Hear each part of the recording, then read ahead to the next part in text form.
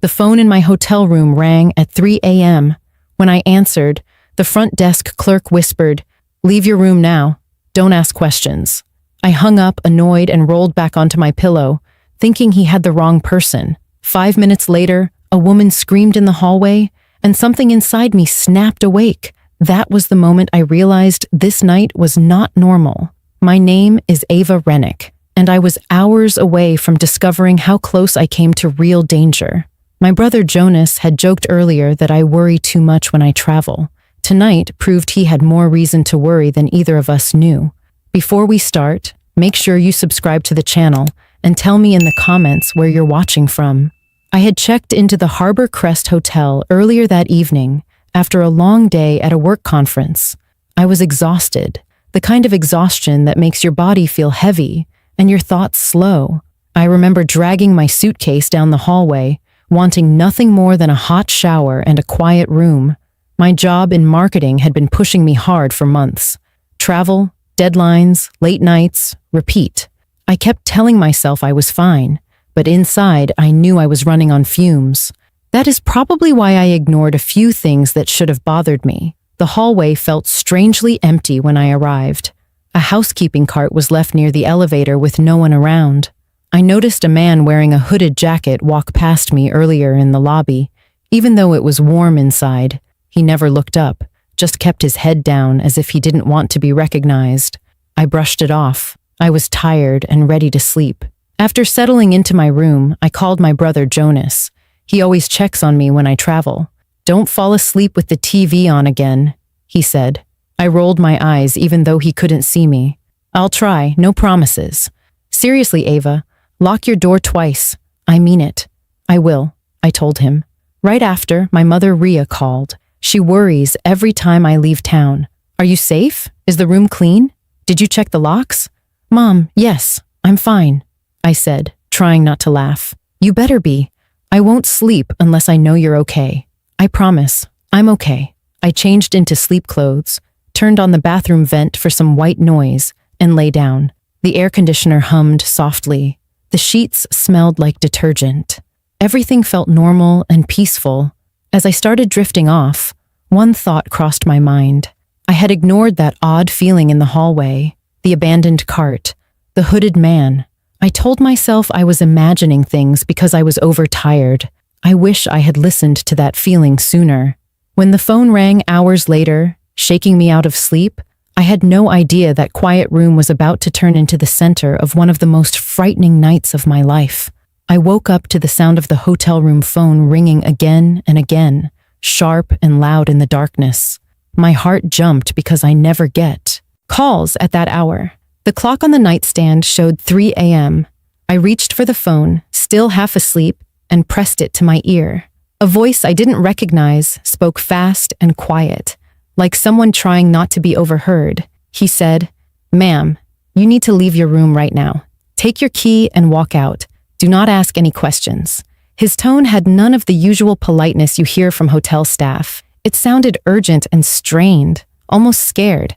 I felt irritation bubble up because it made no sense and I was too tired to deal with confusion. I said, "I think you have the wrong room." And before he could answer, I hung up. I flopped back onto the bed, annoyed that someone thought waking a guest at 3 a.m. was okay. I pulled the blanket up and closed my eyes, trying to settle back into sleep, but something in his voice stuck with me. It had been too serious, too direct.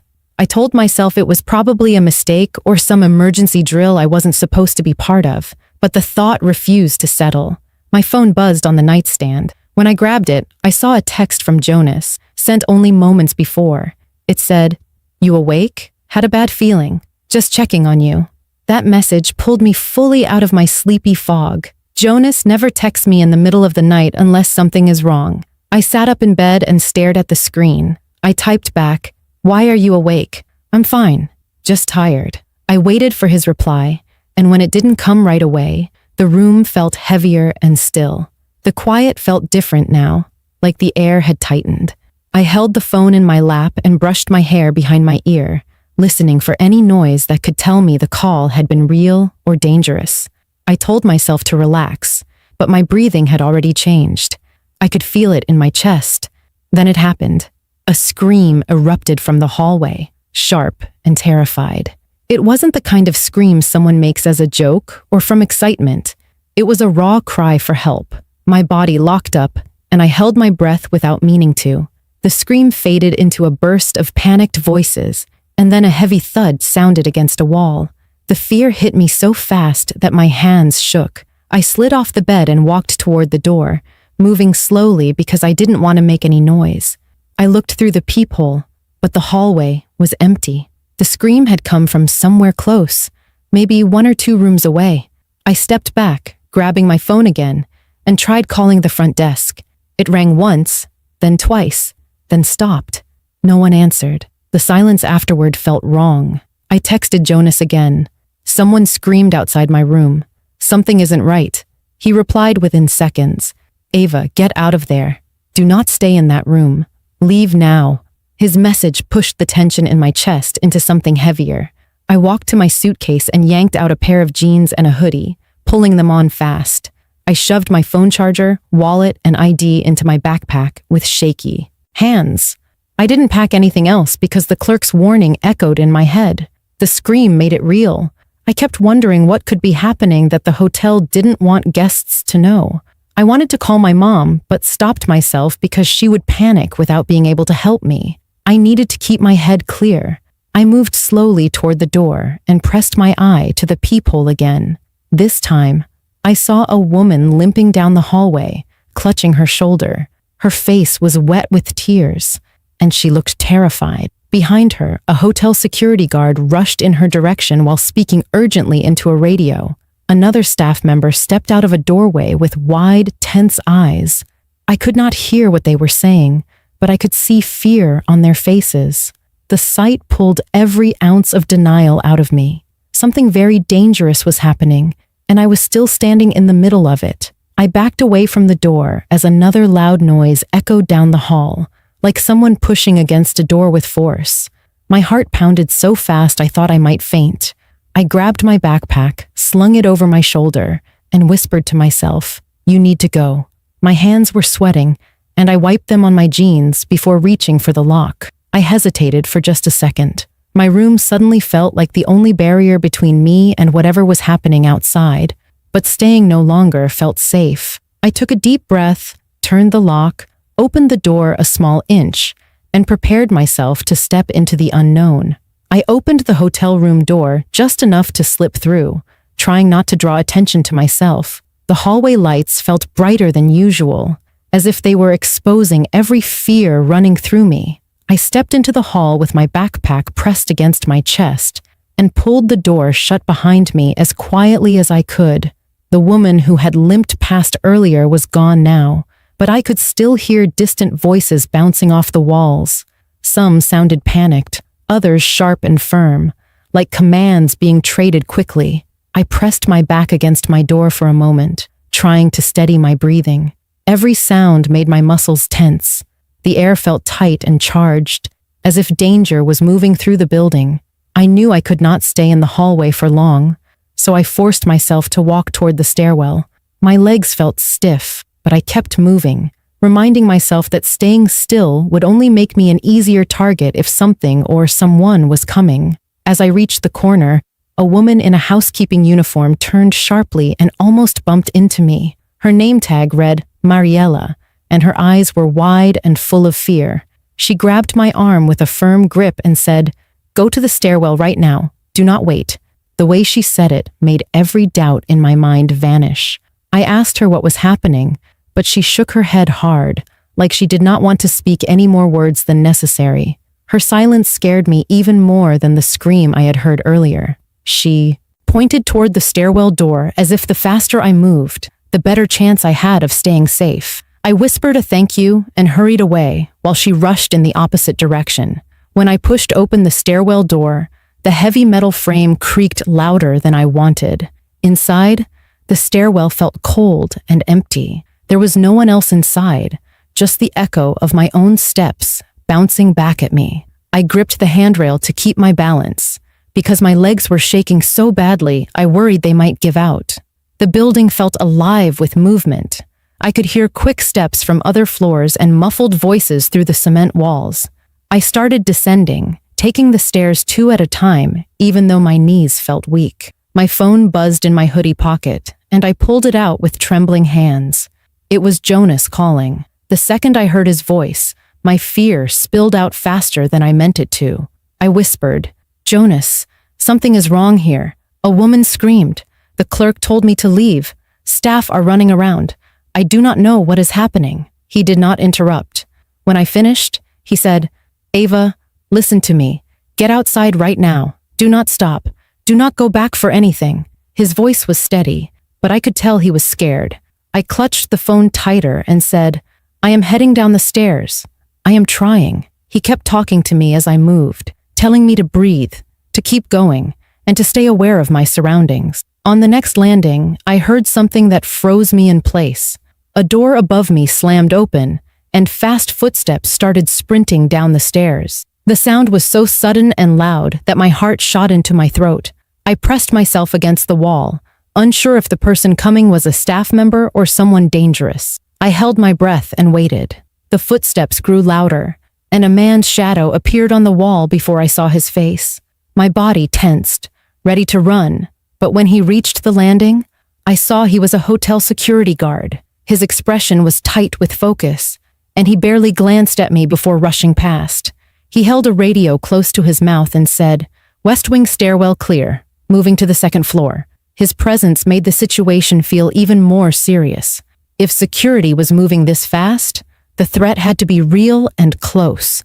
I continued downward, gripping the handrail as anxiety tightened every muscle in my body. The stairwell felt endless, but I forced myself to keep going, listening to Jonas breathe on the other end of the line. When I finally reached the first floor door, I paused with my hand on the handle. I pressed my ear against it but heard nothing. No voices, no running, nothing that gave me a sign of what waited on the other side. I whispered to Jonas, "I am going in," and pushed the door open slowly. The hallway was dim, with only a few emergency lights glowing. I walked forward, ready to run if I had to. The lobby was close now, and the idea of reaching it gave me a small burst of hope. I turned one more corner, and the sight ahead made me stop in my tracks. Several guests stood in the lobby, some crying, others holding their bags like they rushed out without thinking. Two employees were trying to calm people down while speaking into their radios. Police officers were stepping through the front entrance with their flashlights raised. The sudden shift from quiet fear to full chaos told me everything. This was not a drill. This was not a mistake. Something serious had happened near my room, and I had barely escaped crossing paths with it.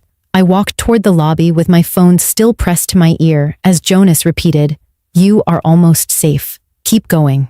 I nodded even though he could not see me. The moment I stepped into the lobby lights, I felt a wave of relief hit me so fast it made my chest ache. I had made the choice that pulled me out of danger, but I still had no idea what the danger truly was. That truth was waiting for me only minutes ahead. The moment I stepped into the lobby, my chest tightened as if the air itself had changed. The room was full of tension, voices mixing in a confusing blend of fear and relief. Several guests stood near the front counters, some wrapped in blankets the hotel must have handed out, others still in their pajamas with worried looks on their faces. A few were crying softly, holding on to partners or family members like they were afraid to let go. A young couple sat on the floor with their backs against the wall, the woman pressing her face into her boyfriend's shoulder as she tried to steady her breathing. The sight made me realize that whatever I had escaped upstairs had affected other people in ways I still did not understand. Two hotel employees were trying to calm the growing crowd, but their hands were shaking too, and their voices cracked with stress as they told everyone to stay together and wait for the police to give updates. The police officers who had entered the hotel moved with purpose, their flashlights sweeping across the floor and their radios buzzing with fast words I could not make out. I clutched my phone as Jonas stayed silent on the other end, waiting for me to speak. I whispered, "I am in the lobby," and he let out a long breath, telling me he was still there and would stay until I said I was safe. I scanned the room for the front desk clerk who had called me. When I finally saw him, he was standing off to the side with 2 police officers. His name tag said Liam Elroy, and he looked nothing like the calm voice I had heard at check-in earlier that evening. He looked pale and shaken, rubbing the back of his neck while speaking to the officers. When he noticed me staring, he stepped toward me and nodded as if confirming that I was the person he had tried so hard to warn. I walked closer, my voice low and shaky as I asked, "Why did you tell me to leave my room? What is happening?" He looked around first, as if trying to decide how much he should tell me in front of others, then leaned closer and spoke in a hushed, steady tone. He said the hotel's security system had alerted the staff about suspicious activity on the 4th floor, the floor my room was on. Someone had been trying to access several guest rooms with stolen master key cards. At first, the staff thought it might be a system glitch or a misplaced card, but then they saw security footage that confirmed a man had entered at least one room without permission. My heart began pounding as Liam told me the woman I had seen limping down the hallway had woken up to find a man inside her room going through her belongings. When she screamed and ran, the man chased after her until hotel security intervened. I felt sick listening to the details. Liam wiped a hand across his forehead as he continued, saying that based on the order of the rooms the man had tried to enter, mine appeared to be next. He said the system logged a failed attempt to unlock my door just minutes before he called me. A cold wave ran through me when he said that. The idea that someone had been standing on the other side of my door while I slept made my stomach twist. I whispered, "You are saying he was trying to get into my room?" Liam nodded, regret heavy in his eyes. I tightened my grip on my backpack because the thought of how close I came to waking up with a stranger standing in my room filled me with a fear I had never felt before. The police moved past us toward a side hallway leading deeper into the hotel, and one of the officers stopped to tell the staff that they found the intruder hiding near the industrial laundry area on the service level. They were taking him into custody. The officer said the man had used a stolen employee uniform earlier in the night to blend in, and had likely been watching guests come and go. Hearing this made my skin crawl because I remembered the hooded man who kept his head down when he passed me in the lobby the evening before. I wondered if that had been him and felt my stomach drop when I thought about how close he had walked. Liam stayed with me for a moment longer, apologizing for the fear I went through, but also relieved that I listened to his warning, even if I had hesitated at first. Jonas, still on the phone, was silent for a moment before saying, "Ava, come home, please." His voice cracked a little, and hearing that made my eyes sting with tears I had been holding back. I stepped away from the busier part of the lobby and found a quiet corner where I could breathe. My legs felt weak, and my hands shook as everything caught up to me. The officers began escorting small groups of guests outside to wait while they cleared the upper floors. The cool night air hit my face, calming me enough to think clearly for the first time since the phone rang. I looked back at the hotel and felt a deep mix of fear and gratitude. I had been minutes away from being trapped in that room with a stranger who meant harm. The scream I heard, the phone call, the rushed voices in the hallway, all of it had been pushing me toward the decision that saved me. Standing outside in the glow of police lights, I realized the danger had been real and close, and the thought of that truth stayed with me long after the night ended. When the police finally allowed us to step away from the hotel property, the early morning sky had started to lighten, hinting at sunrise. The air felt cool against my skin, and I realized I was shivering from the mix of fear, exhaustion, and leftover adrenaline. Jonas stayed on the phone until I reached the rideshare pickup spot outside the hotel. As soon as the car arrived, he said, "Text me when you get to the airport. Do not disappear on me," and I promised him I wouldn't. The driver glanced at me through the rearview mirror and asked if I was all right. I nodded, even though I knew I looked shaken and worn down. During the ride, I kept replaying every moment in my head. The knock I thought I heard earlier, the abandoned housekeeping cart, the hooded man in the lobby, the phone call I almost ignored. Each detail felt sharp now, as if my mind was organizing the pieces of a puzzle I did not want to see.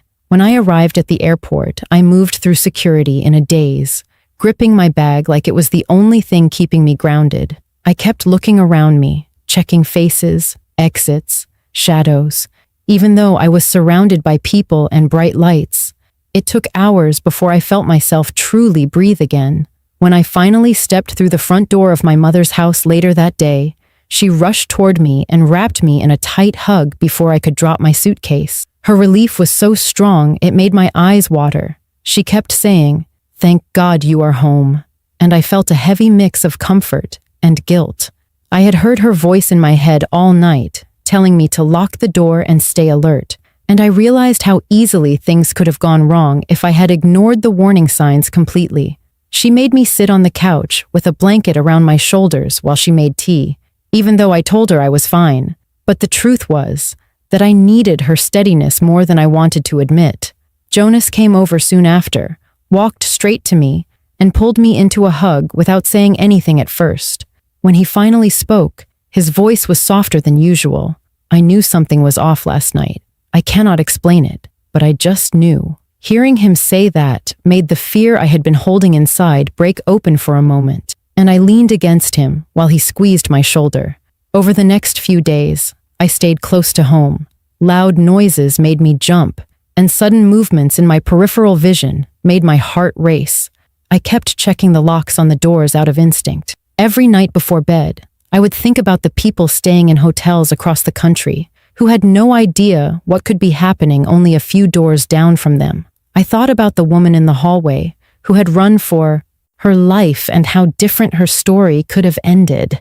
I thought about the moment I almost ignored the front desk call that saved me. Those thoughts stayed with me, shaping something inside me that I knew I would not forget. My mother kept reminding me that fear can be useful when we listen to it. She said it warns us when we miss details our mind catches in the background. For the first time, I understood exactly what she meant.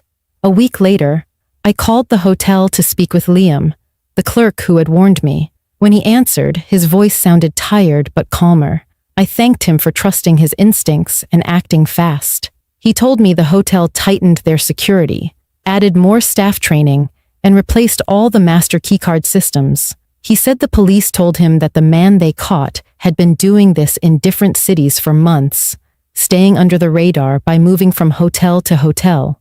That detail made my stomach twist, but it also made me appreciate how lucky I had been that someone paid attention. Before we hung up, Liam said, "You did the right thing leaving when you did," and hearing that helped settle the last knot of doubt that had been hanging in my mind. As more days passed, small things started feeling normal again. I went on walks, spent more time with my family, and slowly let myself feel safe in familiar places.